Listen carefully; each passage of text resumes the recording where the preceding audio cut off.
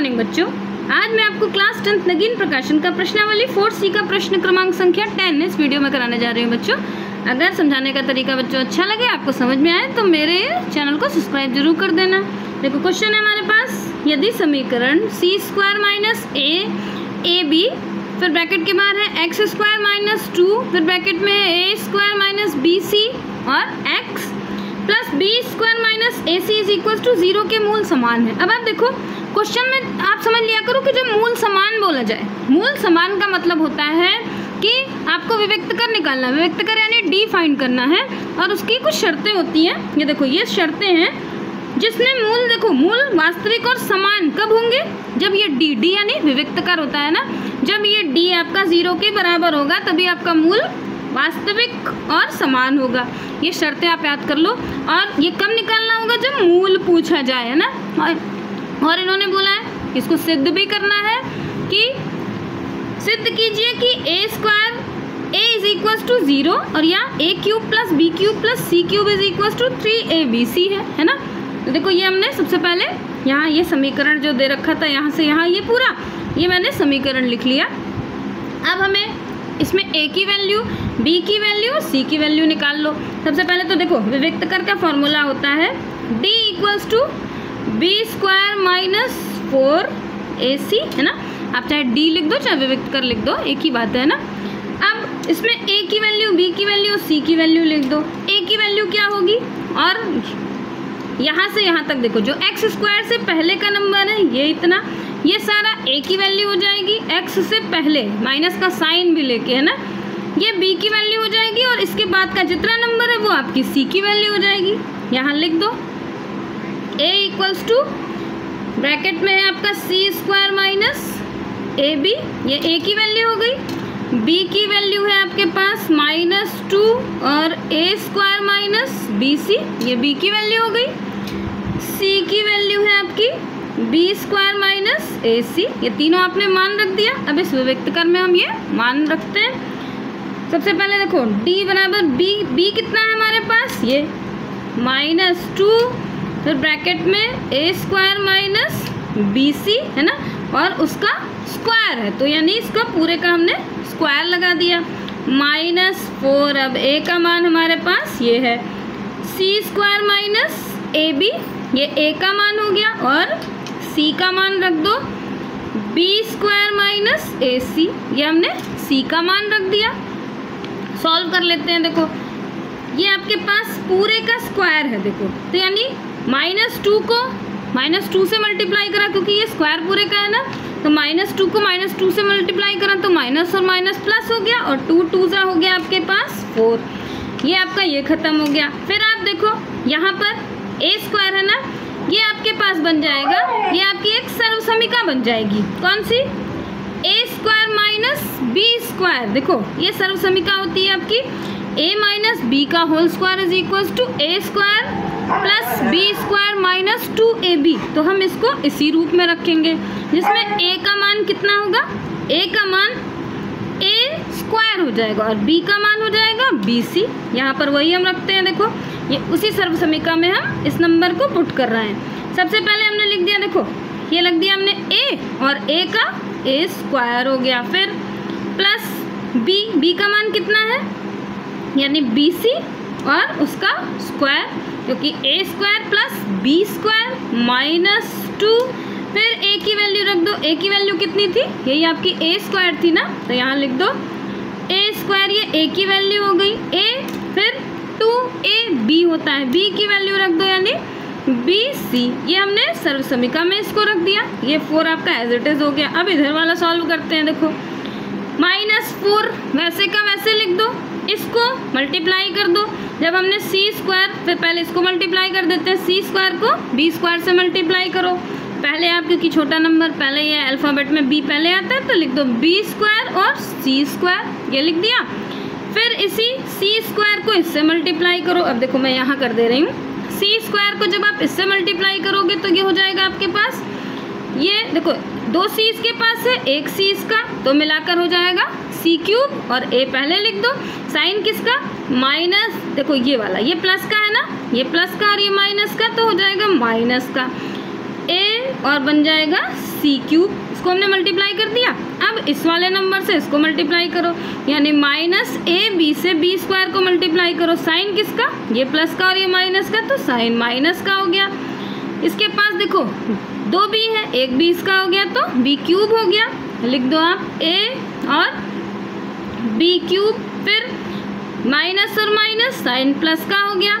ए और बी से हमने इसको मल्टीप्लाई करा, 2a है ना, तो पहले तो लिख दो ए स्क्वायर, क्योंकि ये ए और एक ये, और यहाँ पर लिख दो बी और सी। ये पूरा हो गया।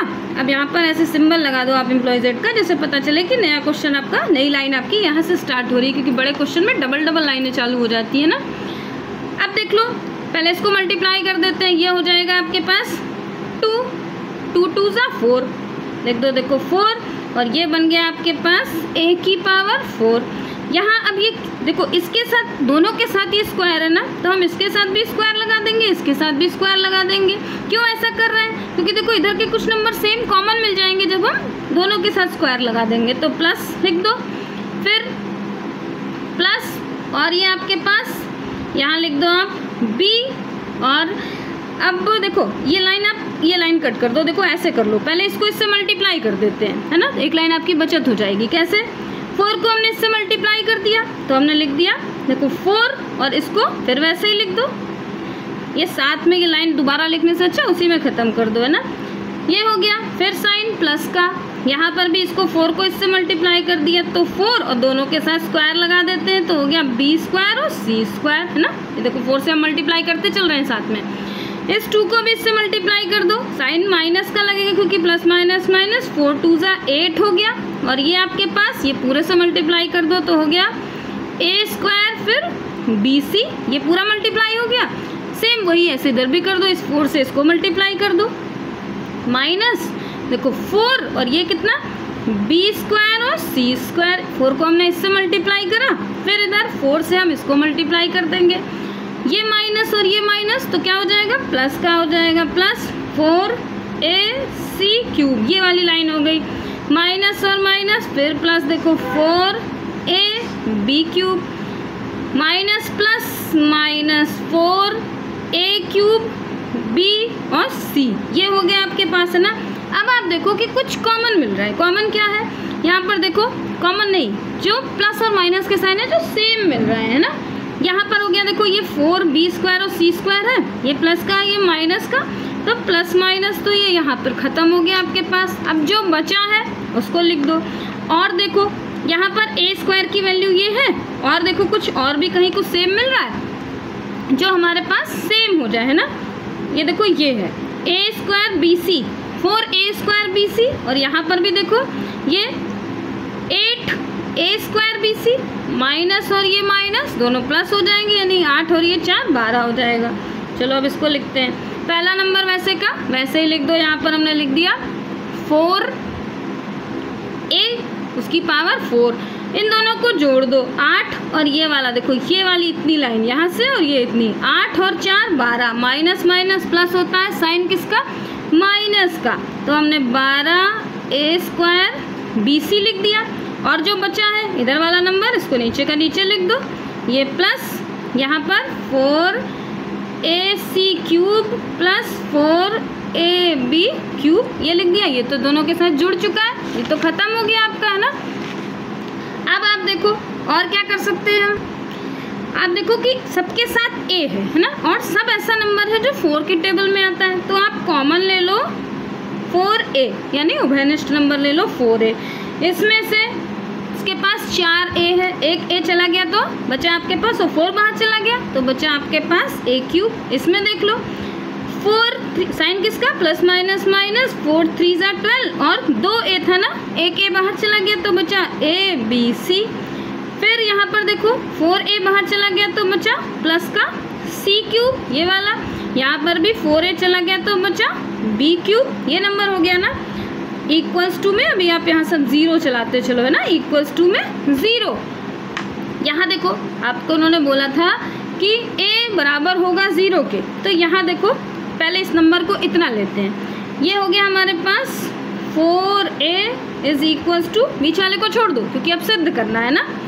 4a बराबर कितना है, 0, तो a बराबर कितना हो गया 0 और ये मल्टीप्लाई है इधर 4 हो गया। a का मान कितना हो गया, जब ऊपर 4 है मतलब a बराबर हो गया आपके पास 0 के।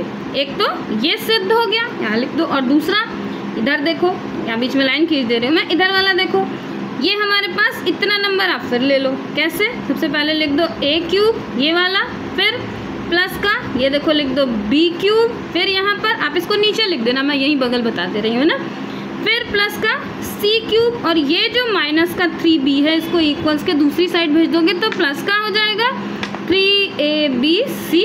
ये भी तो क्वेश्चन में इन्होंने बोला दिया था कि a cube plus b cube plus c cube is equals to 3abc।